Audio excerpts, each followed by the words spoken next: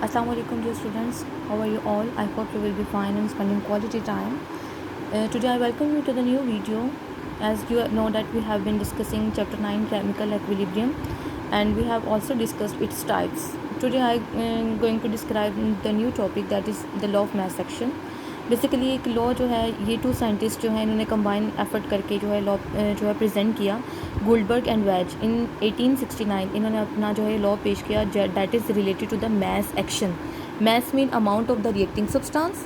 जो भी reacting substances हैं जो रिएक्ट कर रही हैं उनकी एक्टिविटी, एक्शन मीन एक्टिविटी भी डिपेंड करता है, यानी कि कितना अमाउंट ऑफ द सब्सटेंस वो यूटिलाइज़ करेगा, एक्टिव होगा और वो रिएक्ट करेगा और नई सब्सटेंस में वो चेंज होगा. तो बेसिकली ये जो लॉ पेश किया गया है it is totally dependent on the relationship between rate of reaction with active mass. इसमें हम जो है रेट ऑफ रिएक्शन, आपने रिवर्सिबल रिएक्शन के बारे में पढ़ा कि ये टू वे मूव करता है, फॉरवर्ड भी और रिवर्स भी. तो रेट ऑफ रिएक्शन मीन दो तरह के रिएक्शंस होते हैं हमारे पास, रेट ऑफ फॉरवर्ड रिएक्शन भी होता है और रेट ऑफ रिवर्स रिएक्शन भी होता है. ये दोनों किस में होते हैं? एक रिवर्सिबल रिएक्शन के अंदर. रिवर्सिबल रिएक्शन में हम देखते हैं कि स्टार्टिंग में हमारे पास जो हैं वो टू रिएक्टेंट्स होते हैं, ठीक है. लेट्स सपोज कि हमारे पास एक हाइड्रोजन है और ऑक्सीजन है, ठीक है. टू मॉलिक्यूल्स हैं हमारे पास हाइड्रोजन के और एक मॉलिक्यूल है ऑक्सीजन का. दे react with each other and they produce water के टू मॉलिक्यूल्स बनते हैं. ये हमारे पास रिवर्सिबल रिएक्शन है. सबसे पहले हम देख लेते हैं कि रेट ऑफ फॉरवर्ड और रेट ऑफ रिवर्स रिएक्शन क्या होता है, ठीक है. उसका रिलेशनशिप हमने फाइंड आउट करना है एक्टिव मैस के बारे में, लेकिन उससे पहले हमें एक्टिव मैस के बारे में पता होना चाहिए कि एक्टिव मैस क्या होता है, ठीक है. तो जब हम किसी भी रिवर्सिबल रिएक्शन को स्टार्ट करते हैं एट स्टार्ट, अब क्लोज सिस्टम में आप रिएक्शन स्टार्ट कर रहे हो तो हमारे पास रिएक्टेंट्स मौजूद हैं बहुत ज़्यादा अमाउंट में. जब वो रिएक्ट करते हैं तो फॉरवर्ड रिएक्शन चलता है और प्रोडक्ट बनना शुरू हो जाती है, ठीक है. जैसे जैसे रिएक्टेंट्स की अमाउंट कम होना शुरू हो गई, फॉरवर्ड रिएक्शन का रेट कम होना शुरू हो जाता है, प्रोडक्ट की कंसंट्रेशन ज़्यादा होनी शुरू हो जाती है. प्रोडक्ट की कंसंट्रेशन ज़्यादा होने का मतलब ये है कि वो अगेन बैक जाके रिवर्स मूव करके रिएक्टेंट्स में चेंज होना शुरू हो जाएगी. यानी कि इस रिवर्सिबल रिएक्शन के अंदर हाइड्रोजन और ऑक्सीजन ये दोनों गैसेज हैं, ये आपस में रिएक्ट करके प्रोडक्ट बना रही है वाटर. वही वाटर जो है वो अगेन बैक रिवर्स मूव करके हाइड्रोजन और ऑक्सीजन को प्रोड्यूस कर रहा है, ठीक है.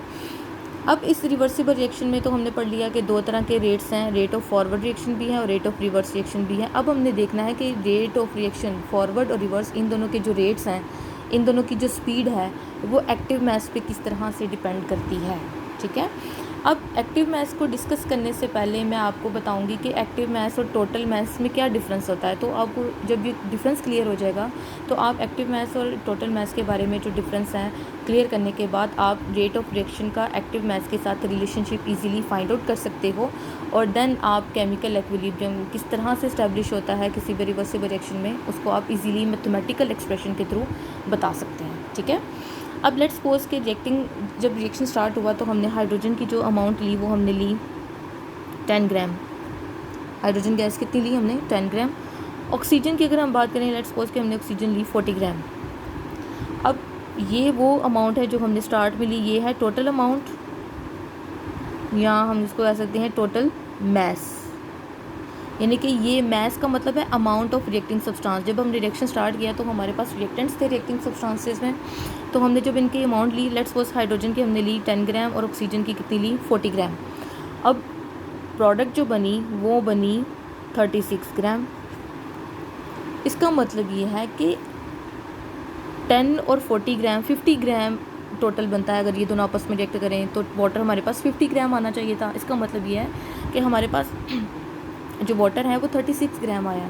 इसका मतलब ये है कि सारे के सारी जो अमाउंट हमने हाइड्रोजन गैस की और ऑक्सीजन गैस की ली, इन दोनों ने आपस में कम्प्लीटली तौर पर रिएक्ट नहीं किया.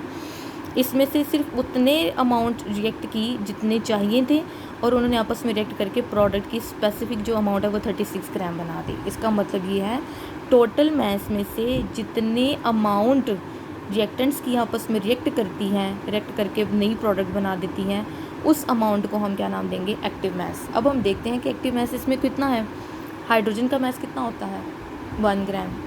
तो यहाँ पे हमारे पास H2 है. H2 का कितना होगा? एक मॉलिक्यूल ऑफ हाइड्रोजन का 2 ग्राम होता है, तो यहाँ पे 2 × 2 4, यानी कि मेरे पास टोटल 4 ग्राम हाइड्रोजन ने रिएक्ट किया आउट ऑफ 10. टोटल मेरे पास थी 10 ग्राम ऑफ हाइड्रोजन, उसमें से सिर्फ 4 ग्राम ने रिएक्ट किया। ऑक्सीजन का मास कितना होता है, एक ऑक्सीजन का अगर हम देखें तो 16 होता है, 2 ऑक्सीजन का कितना होगा 32। इसका मतलब 40 ग्राम में से ओनली 32 ग्राम ऑफ ऑक्सीजन ने आपस में रिएक्ट किया। 32 और 4 कितने हो गए 36 ग्राम। Is that clear? यानी कि ये हमारे पास टोटल मास है और उसमें से जितनी अमाउंट रिएक्ट करती है और प्रोडक्ट बनाती है, that amount is called active mass. Is that clear? Active mean जितनी वो रिएक्ट कर रही है, जितनी वो एक्टिवली पार्टिसिपेट करके रिएक्ट करके नई प्रोडक्ट बना रही है। अ मास मीन अमाउंट, इसका मतलब ये है कि रिएक्टिंग सब्सटेंसेस ने, यहाँ पे जो रिएक्टिंग सब्सटेंसेस हैं, जो हमारे पास रिएक्टेंट्स हैं, टोटल मास में से जितना वो रिएक्ट करेंगी, that will be called as its active mass. अब आपको एक्टिव मास का जो है कॉन्सेप्ट है वो क्लियर हो गया है कि जितनी भी रिएक्टिंग सब्सटेंसेस हैं उनका जितनी वो एक्टिव मास है, जितनी अमाउंट यूटिलाइज होगी, अमाउंट यूटिलाइज्ड, ठीक है, बाय रिएक्टिंग सब्सटेंसेस।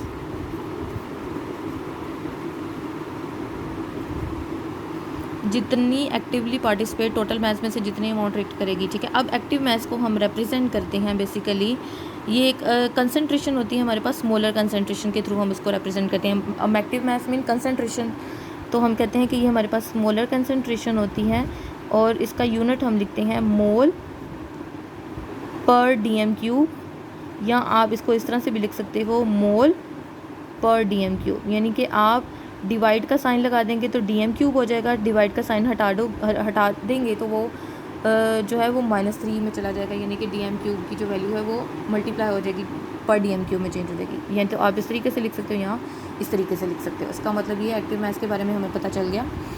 अब एक्टिव मास का और रेट ऑफ रिएक्शन का आपस में रिलेशनशिप क्या है। अब एक्टिव मास क्या है, रेट ऑफ फॉरवर्ड रिएक्शन जब चल रहा होता है तो रिएक्टिंग सब्सटेंसेस कौन सी होती हैं at initial stage. Let's suppose मेरे पास एक रिवर्सिबल रिएक्शन है, A + B, these are the reactants, when they react with each other they are change into two new substances that is C and D। ये मेरे पास हैं reactants. अब mathematically हम देखेंगे, मैथमेटिकल रिलेशनशिप के थ्रू देखेंगे हम कि किस तरह से हम मैथमेटिकली किसी भी जो है इनको रिप्रेजेंट कर सकते हैं, रेट ऑफ रिएक्शन और एक्टिव मास को। और C और D हमारे पास क्या है, प्रोडक्ट्स। इतना क्लियर है आपके पास? ये हमारे पास जनरल रिवर्सिबल रिएक्शन है जिसमें A और B आपस में रिएक्टेंट्स हैं, आपस में रिएक्ट करके C और D बना रहे हैं, और वही C और D प्रोडक्ट अगेन रिवर्स जाके क्या कर रहे हैं, रिएक्टेंट्स को बना रहे हैं, यानी कि रिएक्शन चलता जा रहा है। अब एट इनिशियल स्टेज, अभी जब रिएक्शन स्टार्ट हुआ है तो कौन रिएक्ट करेंगे, रिएक्टेंट्स ही हमारे पास हैं, रिएक्टेंट्स की अमाउंट हमारे पास मैक्सिमम है और प्रोडक्ट की भी अमाउंट नहीं है। जैसे ही रिएक्शन स्टार्ट हुआ, कौन सा रिएक्शन स्टार्ट होगा, फॉरवर्ड रिएक्शन, जिसमें रिएक्टेंट्स आपस में रिएक्ट करके पहले क्या बनाएंगे, प्रोडक्ट, ठीक है। तो ये हमारे पास कौन सा रिएक्शन चल रहा था स्टार्ट में, फॉरवर्ड रिएक्शन। इसका मतलब ये है कि अगर मेरे पास फॉरवर्ड रिएक्शन चल रहा है तो वो फॉरवर्ड रिएक्शन की स्पीड किस पे डिपेंड करती है, रिएक्टेंट्स की एक्टिव मास पे डिपेंड करती है, रिएक्टेंट्स के एक्टिव मास पे डिपेंड करती है। यानी कि हम कह सकते हैं कि rate of reaction is directly proportional to the active mass of reacting substances, reacting substances. यानी कि अगर रेट ऑफ फॉरवर्ड रिएक्शन चल रहा है तो रिएक्टिंग सब्सटेंसेस हमारे पास रिएक्टेंट्स हैं, अगर रेट ऑफ रिवर्स रिएक्शन चल रहा है तो हमारे पास रिएक्टिंग सब्सटेंसेस क्या हैं, प्रोडक्ट्स हैं। ये आपको क्लियर हो गया। रेट ऑफ फॉरवर्ड रिएक्शन, अभी rate of forward reaction start हुआ है, रेट ऑफ फॉरवर्ड रिएक्शन किस पे डिपेंड करेगा, रिएक्टेंट्स की कंसंट्रेशन पे डिपेंड करता है, रिएक्टेंट्स के एक्टिव मास पे डिपेंड करता है। इज़ डायरेक्टली प्रोपोर्शनल, ये आप साइन लिखेंगे डायरेक्टली प्रोपोर्शनल का। और आपने याद रखना है कि एक्टिव मास के लिए हम जो कंसंट्रेशन के लिए, उनकी कंसंट्रेशन को रिप्रेजेंट करने के लिए हम ये स्क्वायर ब्रैकेट्स शो करते हैं, दे शो मोलर कंसंट्रेशन। यानी कि हम रेट ऑफ फॉरवर्ड रिएक्शन में और रेट ऑफ रिवर्स रिएक्शन में जब हम रिएक्टिंग सब्सटेंसेस की कंसंट्रेशन को लिखेंगे तो हम स्क्वायर ब्रैकेट्स में लिखेंगे, ठीक है। अब हमारे पास rate of forward reaction depend करता है रिएक्टेंट्स की अमाउंट पे। तो अगर रिएक्टेंट्स होंगे तो रेट ऑफ फॉरवर्ड रिएक्शन होगा। जैसे जब रिएक्टेंट्स की अमाउंट ज़्यादा होगी तो रेट ऑफ फॉरवर्ड रिएक्शन ज़्यादा होगा। रेट ऑफ रिवर्स रिएक्शन कम कब होगा, जब रिएक्टेंट्स की अमाउंट कम हो जाएगी तो रेट ऑफ फॉरवर्ड रिएक्शन कम होगा। तो इसका मतलब जो फॉरवर्ड रिएक्शन की जो स्पीड है वो डिपेंड करती है कंसंट्रेशन के लिए हम स्क्वायर ब्रैकेट्स लिखते हैं, अंदर हम लिखेंगे ए, हमारे पास रिएक्टेंट है, मल्टीप्लाई कंसंट्रेशन ऑफ बी। हम इन दोनों के दरमियान, आपने फिज़िक्स में भी पढ़ा है कि आप दो प्रोडक्ट्स हैं, दो आप लोग जो हैं क्वांटिटीज़ लिखते हो, ठीक है, तो उनका आप प्रोडक्ट लेते हो, प्रोडक्ट मीन मल्टीप्लाई करते हो उनको, यानी कंसंट्रेशन ऑफ ए और बी की कंसंट्रेशन को आप मल्टीप्लाई करते हो, तो उसके लिए हम प्रोडक्ट का वर्ड यूज़ करते हैं। तो यहाँ पे आपने याद रखना है प्रोडक्ट जो है वो दो तरह से वर्ड यूज़ हुआ है। एक तो प्रोडक्ट ये है जो रिएक्टेंट्स आपस में रिएक्ट करके प्रोडक्ट बनाते हैं, और दूसरा जो प्रोडक्ट का साइन है वो हम शो करते हैं मल्टीप्लिकेशन के लिए। दो जो रिएक्टिंग सब्सटेंसेस हैं उन दोनों के दरमियान मल्टीप्लिकेशन और का साइन शो करने के बजाय हम उनको रिप्रेजेंट करते हैं प्रोडक्ट, यानी product rate of forward reaction is directly proportional to the product of concentration of A and concentration of B. इन दोनों को आप मल्टीप्लाई करोगे तो उनकी कंसंट्रेशन ज़्यादा हो जाएगी और रेट ऑफ फॉरवर्ड रिएक्शन क्या होगा, ज़्यादा। अब इस डायरेक्टली प्रोपोर्शनल के साइन को हम जब हटा देंगे इज़ इक्वल का साइन आएगा। रेट ऑफ फॉरवर्ड रिएक्शन को हम शॉर्ट फॉर्म में लिखते हैं, R stands for rate, F small F stand for forward reaction. Rate of forward reaction is equal to, यहाँ पे हम कांस्टेंट का साइन कांस्टेंट लिखेंगे, जो फॉरवर्ड रिएक्शन का कांस्टेंट होगा that is K F, concentration of A and concentration of B. आप में से बहुत से स्टूडेंट्स जो हैं वो जब इसकी प्रैक्टिस करेंगे तो बहुत सारे जो है वो कंफ्यूज होंगे कि हम इस इक्वल का साइन कब लगाएं, के एफ से पहले या के एफ के बाद। आपने हमेशा याद रखना है डायरेक्टली प्रोपोर्शनल का साइन हटाने के फ़ौरन बाद आपने इक्वल का साइन लिखने के बाद के एफ लिखना है, कांस्टेंट का साइन लिखना है। ये this is rate for forward reaction. अब हम बात करेंगे रेट ऑफ रिवर्स रिएक्शन की। रेट ऑफ रिवर्स रिएक्शन, अब ये बताएं कि रेट ऑफ रिवर्स रिएक्शन किस पे डिपेंड करता है, प्रोडक्ट पे। प्रोडक्ट की कंसंट्रेशन ज़्यादा होगी तो रिवर्स रिएक्शन का रेट ज़्यादा, प्रोडक्ट की कंसंट्रेशन कम, प्रोडक्ट एक्टिव मास कम तो प्रोडक्ट की कंसंट्रेशन कम तो रेट ऑफ रिवर्स रिएक्शन भी कम हो जाएगा। तो इसका मतलब रिवर्स रिएक्शन का रेट किस पे डिपेंड करता है, प्रोडक्ट की concentration is directly proportional to the concentration of product C and concentration of D. तो अब यहाँ पे क्या है, rate of reverse reaction is directly proportional to the product, यानी कि मल्टीप्लिकेशन दोनों में हो रही है। तो ये प्रोडक्ट, यहाँ पे भी एक वर्ड यूज़ होगा, product of the concentration of the product. ये दोनों प्रोडक्ट हैं, लेकिन इन दोनों के भी आपस में प्रोडक्ट हम यूज़ करें, इन दोनों को भी हम मल्टीप्लाई करें तो उनकी कंसंट्रेशन का रिवर्स रिलेशन है। इस तरह रेट ऑफ रिवर्स रिएक्शन के लिए हम साइन ये लिखेंगे, जब हम प्रोपोर्शनैलिटी का साइन हटाएंगे तो इज़ इक्वल टू द, हम रेट जो हमारे पास कांस्टेंट आएगा रिवर्स रिएक्शन का that will be K R, concentration of C, concentration of D. Is that clear to all of you? अब रेट ऑफ फॉरवर्ड रिएक्शन के बाद रेट ऑफ रिवर्स रिएक्शन भी हो गया। अब रेट ऑफ क्या होगा, अब एक ऐसी स्टेट आनी है जिसमें rate of forward reaction is going to be equal with the rate of reverse reaction. At this stage reactants products में चेंज हो रहे हैं, प्रोडक्ट्स रिएक्टेंट्स में चेंज हो रहे हैं, लेकिन उन दोनों की स्पीड आपस में क्या हो गई है, सेम। अब क्या एस्टेब्लिश हो गया है, rate of forward reaction becomes equal to the rate of reverse reaction, it is called equilibrium state. अब ये एक्विलिब्रियम की स्टेट आ गई है। अब इन दोनों की जो हमने इक्वेशंस लिखी थी वो हम इनको लिखते हैं, आर के आर एफ की हमने वैल्यू लिखी थी K F, concentration of A, concentration of B is equal to R की जो रेट ऑफ रिवर्स रिएक्शन है उसके किस पे डिपेंड करता है, constant for the reverse reaction C and D. अब आपने कंसंट्रेशंस वाली वैल्यू को एक तरफ करना है और कांस्टेंट वाली वैल्यू को एक तरफ करना है, तो के एफ ये मल्टीप्लाई हो रहा है, के आर उधर जाके क्या हो जाएगा, डिवाइड, और कंसंट्रेशन ऑफ सी और डी ए और बी उस साइड पे जाएंगे तो क्या हो जाएंगे, नीचे आ जाएंगे, ये concentration of A, concentration of B, यानी कि के एफ और ओवर के आर ये दोनों जो हैं इनकी डिवीजन रेशो को हम कहते हैं K C, that is another constant for equilibrium. Rate of forward reaction का कांस्टेंट होता है K F, rate of reverse reaction का कांस्टेंट होता है के आर। इसी तरह एक्विलिब्रियम स्टेट का क्या होगा, K C stands for equilibrium constant, ठीक है। तो हम कह सकते हैं कि हम KF/KR की जगह हम लिख देंगे KC it is equal to, ये हम पूरी लिखेंगे value, concentration of CD divided by concentration of A and B। This is the final, ठीक है। हमारे पास फॉर्मूला आया है कि हमारे पास एक्विलिब्रियम कांस्टेंट जो होता है ये क्या होता है, प्रोडक्ट का और रिएक्टेंट्स का रेशो है। ये बेसिकली क्या है, रेशो है, ठीक है। It is a ratio of the product of the concentration of the product divided by product of the concentration of the reactants. It is called equilibrium constant. ये हमारे पास एक्विलिब्रियम कांस्टेंट आ गया। अब question ये है कि ये हमारे पास जो फॉर्मूला निकला है, डिराइव हुआ है, ये बेसिकली क्या शो कर रहा है। एंड पे आप हमेशा रिज़ल्ट लिखा करें, जो भी आप नया फार्मूला डिराइव करें तो उसमें आप रिलेशनशिप बताया करें कि KC का, ये देखें अगर हम देखें तो KC का प्रोडक्ट के साथ डायरेक्ट रिलेशनशिप नज़र आ रहा है और रिएक्टेंट्स के साथ क्या है, इनवर्स रिलेशनशिप है।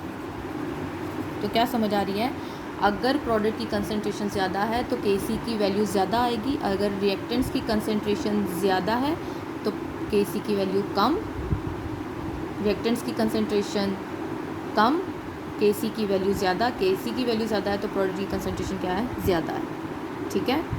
ओके गर्ल्स, अब आपके पास जो है ये सेकंड डेरिवेशन है, that is exactly similar to the previous one जो भी हमने जो डिराइव किया है फार्मूला KC का। अब हम जनरल रिएक्शन के लिए कर रहे हैं एक्विलिब्रियम की, जिसमें हमारे पास नंबर ऑफ़ मोल्स भी रिप्रेजेंट हुए हों। हमारे पास लेट्स सपोज सेम वही है, सेम डेरिवेशन वही होगी, लेकिन वहाँ पे यहाँ पे बस हम नंबर ऑफ़ मोल्स की एडिशन कर रहे हैं। हमारे पास 2 रिएक्टेंट्स हैं, reactant A and reactant B। They both are converting into each other and they are producing C and D। A और B प्रोडक्ट्स हैं, C और D हमारे पास क्या है, A और B रिएक्टेंट्स हैं और C और B हमारे पास क्या है, प्रोडक्ट्स हैं, ठीक है। रेट ऑफ फॉरवर्ड रिएक्शन में, और इसी तरह जब अब रिवर्स जा रहे हैं तो C और D हमारे पास रिएक्टेंट्स हैं और A और B हमारे पास क्या है, प्रोडक्ट है। तो ये चलता जा रहा है रिएक्शन। इसके लिए तो हमने रिलेशनशिप निकाल लिया KC का। लेट्स सपोज कि हमारे पास कोई भी इक्वेशन है, जैसे कि हमारे पास इक्वेशन है, उसमें नंबर ऑफ़ मोल्स हम रिप्रेजेंट करें, यानी कि अगर हमारे पास रिएक्टेंट A है तो उसके नंबर ऑफ़ मोल्स होंगे A, स्मॉल a। हमारे पास रिएक्टेंट B है, कैपिटल B, उसके नंबर ऑफ़ मोल्स होंगे स्मॉल b। इनको हम कहते हैं कोएफिशिएंट्स। C स्मॉल c और D के लिए हम रिप्रेजेंट करेंगे स्मॉल d। अब इसका मतलब ये है, इनको हम कहते हैं कोएफिशिएंट्स। कोएफिशिएंट्स कहते हैं, they tell the number of elements, ठीक है। ये हमें नंबर बताते हैं कि अगर ये रिएक्टेंट A है उसके कितने मॉलिक्यूल्स एलिमेंट्स हैं, या नंबर ऑफ मोल्स बताते हैं, मॉलिक्यूल्स बताते हैं कि कितने मॉलिक्यूल्स जो हैं वो यूटिलाइज़ हो रहे हैं। हाइड्रोजन, अगर लेट्स सपोज कि हाइड्रोजन और ऑक्सीजन आपस में रिएक्ट कर रहे हैं तो हाइड्रोजन, लेट्स सपोज यहाँ पे हमने लिखा हाइड्रोजन और ऑक्सीजन आपस में रिएक्ट करके क्या बना रहे हैं, वाटर। यहाँ पे कोई पॉइंट नहीं लिखा, कोई नंबर नहीं लिखा, इसका मतलब वन मॉलिक्यूल ऑफ हाइड्रोजन, ठीक है। यहाँ पे 2 अगर हम लगा दें बैलेंस करने के लिए इक्वेशन को, तो यहाँ पे हमें शो हो रहा है हाइड्रोजन गैस, ये है, शो हो रहा है इतना कि ये हाइड्रोजन मॉलिक्यूल है एक। 2 यहाँ पे लगा देंगे तो हमें बेसिकली कोएफिशिएंट बताता है कि कितने नंबर ऑफ़ मॉलिक्यूल्स हैं, तो हमें पता चल गया 2 मॉलिक्यूल्स हैं। ऑक्सीजन के यहाँ पे 1 है तो इसका मतलब 1 मॉलिक्यूल ऑफ ऑक्सीजन, और यहाँ पे वाटर के कितने मॉलिक्यूल बने, 2। तो बेसिकली ये जो नंबर होता है ये कोएफिशिएंट्स को रिप्रेजेंट करता है, जिसमें हम नंबर ऑफ़ मोल्स रिप्रेजेंट करते हैं कि कितने रिएक्टेंट सब्सटेंसेस के जो मोल्स हैं वो यूटिलाइज़ हो रहे हैं और किस तरह से वो एक दूसरे पे डिपेंडेंट है। यानी कि जब नंबर ऑफ़ मोल्स की वैल्यू बढ़ती जाएगी ना तो रिएक्टेंट्स की कंसंट्रेशन जो हम लिखते हैं वो भी डबल हो जाती है, ठीक है। तो उसी के हवाले से इक्वेशन डिराइव करेंगे। लेट्स सपोज स्टार्ट हम वहीं से करेंगे, रेट ऑफ फॉरवर्ड रिएक्शन से। Rate of forward reaction is directly proportional to concentration of A and concentration of B। अब इन दोनों के दरमियान कभी भी आपने प्लस का साइन या डिवीजन का साइन या डॉट का साइन नहीं लिखना, ये दोनों आपस में मल्टीप्लाई हो रहे हैं, जिसके लिए हम वर्ड यूज़ करते हैं प्रोडक्ट, जो मैं आपको अभी बता चुकी हूँ कि प्रोडक्ट का मतलब 2 तरह से भी है, ये प्रोडक्ट भी है और एक ये इन दोनों का मल्टीप्लिकेशन को भी हम प्रोडक्ट का नाम देते हैं। अब rate of forward reaction is directly proportional to the product of concentration of reactant A and reactant B। अब यहाँ पे जो नंबर ऑफ़ मोल्स हैं इनको हम पावर में रिप्रेजेंट करते हैं। A के ऊपर हम लिखते हैं पावर में स्मॉल a और B के ऊपर हम लिख देते हैं स्मॉल b। इसी तरह rate of forward reaction is equal to directly proportional का साइन हटाया तो हमारे पास सेम वही डेरिवेशन आएगी के एफ, लेकिन मेन बेसिकली इन पिछली इक्वेशन में और इस इक्वेशन में मेन एडिशन क्या हुई है, नंबर ऑफ मोल्स को, जिनको हम पावर के फॉर्म में लिख देते हैं रेज टू पावर कोएफिशिएंट्स, और बी, ये हमारे पास पहली इक्वेशन हो गई। अब रेट ऑफ रिवर्स रिएक्शन, जैसे जैसे रिएक्टेंट्स की क्वांटिटी कम होती जाएगी रेट ऑफ फॉरवर्ड रिएक्शन कम होना शुरू हो जाएगा, रेट ऑफ रिवर्स रिएक्शन ज़्यादा, और रेट ऑफ रिवर्स रिएक्शन किस पे डिपेंड करता है, प्रोडक्ट की कंसनट्रेशन पे, is directly proportional to the concentration of C and D. C के ऊपर हम स्मॉल सी लिखेंगे और डी के ऊपर हम उसके स्मॉल डी लिखेंगे। Rate of reverse reaction is equal to rate of, यहाँ पे हम के का लिखेंगे के are,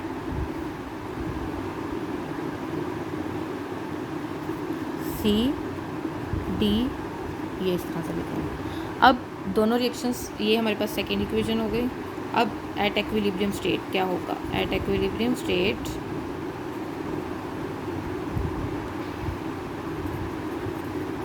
rate of forward reaction becomes equal to the rate of reverse reaction. Rate of forward reaction की हम अगर वैल्यू लिखें तो हमारे पास है के एफ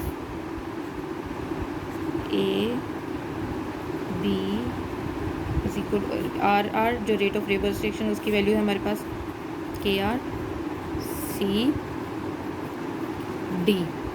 अब कांस्टेंट वैल्यू को एक तरफ ले लेंगे, कंसंट्रेशन वैल्यू को एक तरफ, K F over K R concentration of C D divided by concentration of A, similar है सेम पहले वाली जैसी, ठीक है। तो आपको कोई भी मुश्किल नहीं होगी, आप एक दफ़ा उस पहले वाले की प्रैक्टिस करेंगे तो ये आपका इजीली खुद ब खुद हो जाएगा। तो अब आपके पास के एफ ओवर के आर क्या है, ये रेशियो है, that is equal to the K C, के एफ ओवर के आर की जो रेशियो है दोनों कांस्टेंट की, constant for the forward reaction and constant of reverse reaction का जो रेशियो है that is called equilibrium constant, K C is equal to concentration of product C raise to power coefficient D divided by concentration of A and B. Similar वही है कि K C की value show करती है कि ये product के direct proportional होती हैं, प्रोडक्ट की क्वांटिटी ज़्यादा तो के सी की वैल्यू ज़्यादा, के सी की जो वैल्यू है वो इन्वर्स रिलेशन है विद रिएक्टेंट्स। अगर रिएक्टेंट्स की क्वांटिटी कम है तो के सी की वैल्यू ज़्यादा, अगर रिएक्टेंट्स की क्वांटिटी ज़्यादा है तो के सी की वैल्यू कम है, लेकिन direct relation with the product. तो ये हमारे पास आ गया। अगर हम किसी भी इक्वेशन के लिए जो जनरल रिएक्शन हमारे पास हो रहा है उसके लिए अगर हम के सी की वैल्यू निकालना चाहें तो कैसे निकालेंगे। लेट्स सपोज कि मेरे पास एक इक्वेशन है, नाइट्रोजन हाइड्रोजन और ये आपस में रिएक्ट करके क्या बना रहे हैं, अमोनिया गैस। नाइट्रोजन गैस है 1 molecule, 3 molecules of hydrogen, they are converting into 2 molecules of ammonia. इसके लिए अगर हम के सी की वैल्यू लिखें तो के सी के लिए हम ऊपर क्या लिखेंगे हमेशा, प्रोडक्ट हमारे पास यहाँ पे क्या है, अमोनिया NH3, प्रोडक्ट लिखेंगे NH3, कंसंट्रेशन इनके आगे यानी कि जो भी हमारे पास इसकी वैल्यू होगी हम उसमें NH3 की जगह उसकी वैल्यू लिखेंगे, और जो कोएफिशिएंट हो गया वो पावर में चला गया। सेम नीचे आएंगे प्रोडक्ट्स, रिएक्टेंट्स जो है हमारे पास, रिएक्टेंट हमारे पास 2 हैं, N2 और हाइड्रोजन, N2 कंसंट्रेशन और मल्टीप्लिकेशन विद हाइड्रोजन, लेकिन जो ये पावर 3 है ये इसके साथ हाइड्रोजन के साथ पावर में चली जाएगी। तो जैसे ही हमने याद रखना है कि जनरल इक्वेशन जो हमने इक्वेशन निकाली है, ड्राइव की है, उसमें जो भी इसके नंबर ऑफ मोल्स होंगे वो कोएफिशिएंट्स के तौर पर उनको हम पावर में चेंज कर देंगे। This was the expression for the K सी। इसी तरह अगर हम वाटर के लिए निकालना चाहें H2 plus O2, they are converting into 2H2O, तो इसके लिए अगर हम के सी की वैल्यू निकालें तो हमेशा ऊपर प्रोडक्ट लिखेंगे। प्रोडक्ट हमारे पास एक है H2O, कंसंट्रेशन उसकी यहाँ पे लिखेंगे और इसकी वैल्यू 2 है, पावर आ जाएगी 2। 2 रिएक्टेंट्स हैं H2, इसकी पावर आ जाएगी 2 और कंसंट्रेशन ऑफ O2 इसकी पावर 1 ही है, हम नहीं लिखेंगे। तो डैट वाज द कंप्लीट। इससे हमें पता चलता है कि के सी की वैल्यू डायरेक्टली प्रोपोर्शनल है वाटर के, लेकिन inversely proportional to the water hydrogen gas and oxygen gas, ठीक है। तो होप सो कि आपका जो कंसेप्ट है ये क्लियर हो गया होगा। Take care.